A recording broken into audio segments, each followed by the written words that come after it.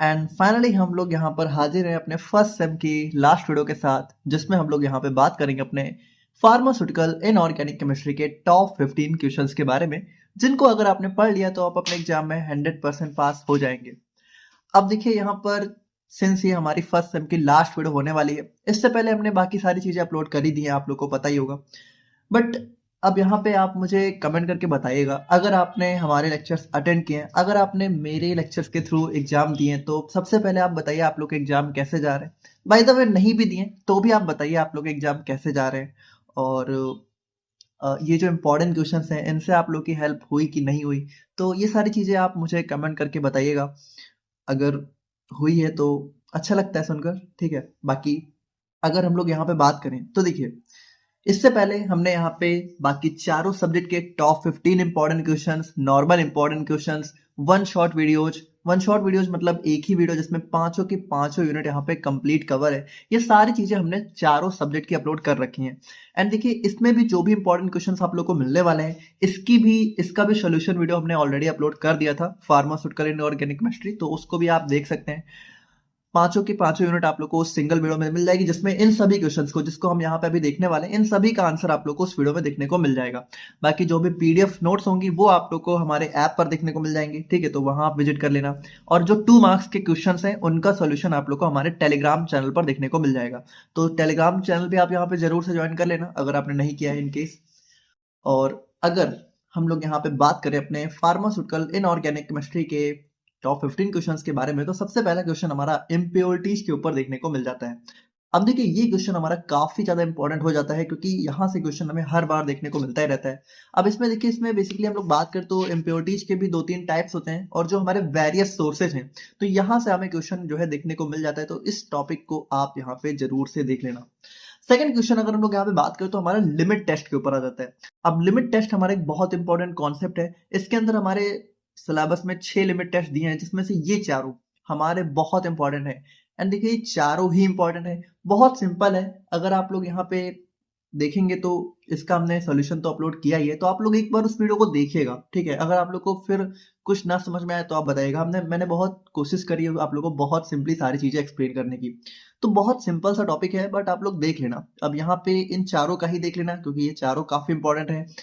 Alternately exam में आते रहते हैं, कभी आर्सेनिक, कभी क्लोराइड, कभी सल्फेट, कभी आयरन, तो देख लेना, चारों को ही देख लेना प्लीज।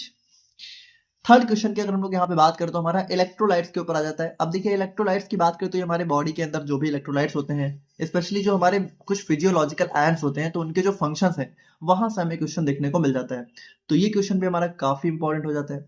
फोर्थ क्वेश्चन की बात करें तो फोर्थ क्वेश्चन हमारे यहाँ पे रिप्लेसमेंट थेरेपी के ऊपर आ जाता है। अब रिप्लेसमेंट थेरेपी की बात करें तो इसके अंदर हमारे बेसिकली जो दो, कह सकते हो, कंपाउंड आ जाते हैं, सोडियम क्लोराइड या फिर इसे इलेक्ट्रोलाइट भी बोल सकते हो, ठीक है, और कैल्शियम ग्लूकोनेट। तो ये दोनों हमारे काफी इंपॉर्टेंट हो जाते हैं। इन दोनों को आप यहाँ पे जरूर से देख लेना, इनका प्रिपरेशन, प्रॉपर्टीज और इनके यूजेज आप लोग यहाँ पे देख लेना। अब डेंटल प्रोडक्ट्स की अगर हम लोग यहाँ पे बात करें तो डेंटल प्रोडक्ट्स भी हमारा काफी इंपॉर्टेंट टॉपिक हो जाता है। और इसके अंदर अगर हम लोग यहाँ पे बात करें तो देखिए, जो फ्लोराइड है, तो फ्लोराइड काफी बार हमें देखने को मिला हुआ है, तो इसको आप यहाँ पे जरूर से देख लेना। इसके अंदर भी देखिए, बात करें तो जो हमारा बेसिकली इसका रोल होता है डेंटल कैरीज के ट्रीटमेंट में, तो इसको आप यहाँ पे थोड़ा सा देख लीजिएगा। फिर हमारा नेक्स्ट क्वेश्चन हमारा फिजियोलॉजिकल एसिड बेस बैलेंस के ऊपर आ जाता है। तो ये क्वेश्चन में हमारा काफी इंपॉर्टेंट हो जाता है, तो इसको भी आप यहाँ पे जरूर से देख लीजिएगा। फिर हमारा ओआरएस के ऊपर भी कई बार क्वेश्चन देखने को मिला ही हुआ है। अब देखो, यहाँ पे ये सारे ही क्वेश्चन डेफिनेटली बहुत इंपॉर्टेंट है, तो मुझे बार बार बताने की जरूरत तो है नहीं कि ये क्वेश्चन भी बहुत इंपॉर्टेंट है, बट स्टिल जो और भी ज्यादा इंपॉर्टेंट है उनमें देखिए, मैं आप लोगों से और थोड़ा सा फोर्स देके बोल रहा हूँ कि इनको तो गलती से आप मत छोड़ना। तो ओआरएस जरूर से देख लेना। आइसोटोनिक सॉल्यूशन के ऊपर भी हमें कई बार क्वेश्चन देखने को मिल जाता है, तो इसको भी आप यहाँ पे देख लीजिएगा। फिर यहाँ पे नेक्स्ट क्वेश्चन हमारा एसिडिफायर्स के ऊपर आ जाता है। तो एसिडिफायर्स क्या होता है? ये हमारे वो एजेंट होते हैं जो कि हमारी बॉडी में, जो स्टमक में जो एसिड होता है, ठीक है, उसको यहाँ पे रेगुलेट करते हैं, मतलब उसको बैलेंस आउट करने का काम करते हैं। कभी कभी वो कम हो जाता है तो उसको बढ़ाने का काम करते हैं। अब इसके अंदर जो मेन हमारा एजेंट होता है वो होता है अमोनियम क्लोराइड, तो इसको आप यहाँ पे जरूर से देख लेना।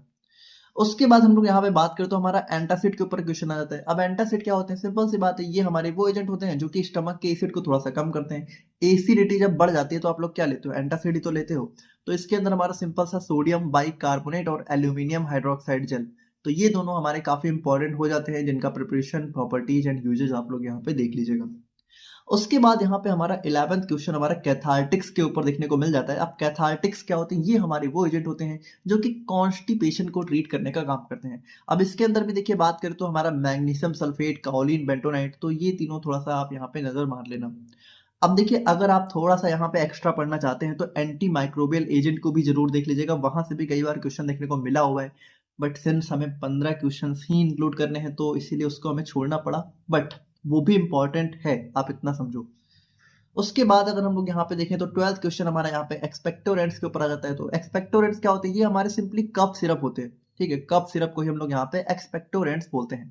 अब इसके अंदर भी आप लोग देखिए तो आप लोग को अमोनियम क्लोराइड के बारे में ही पढ़ना है।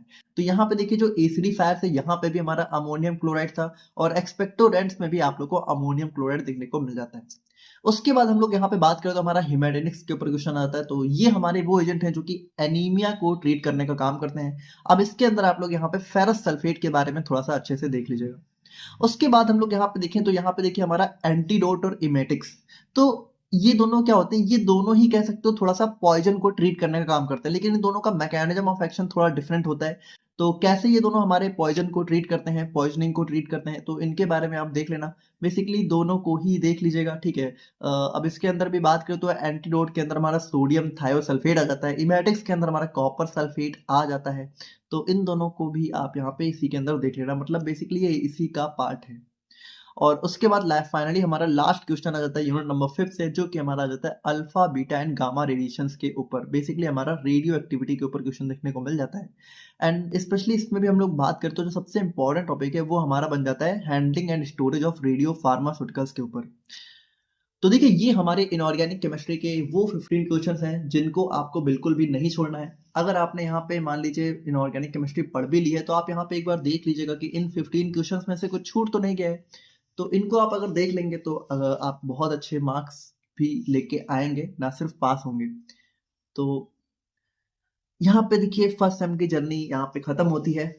बहुत जल्द हम लोग यहाँ पे मिलते हैं अपने सेकेंड सेमेस्टर के साथ। तब तक के लिए thank you so much and best of luck.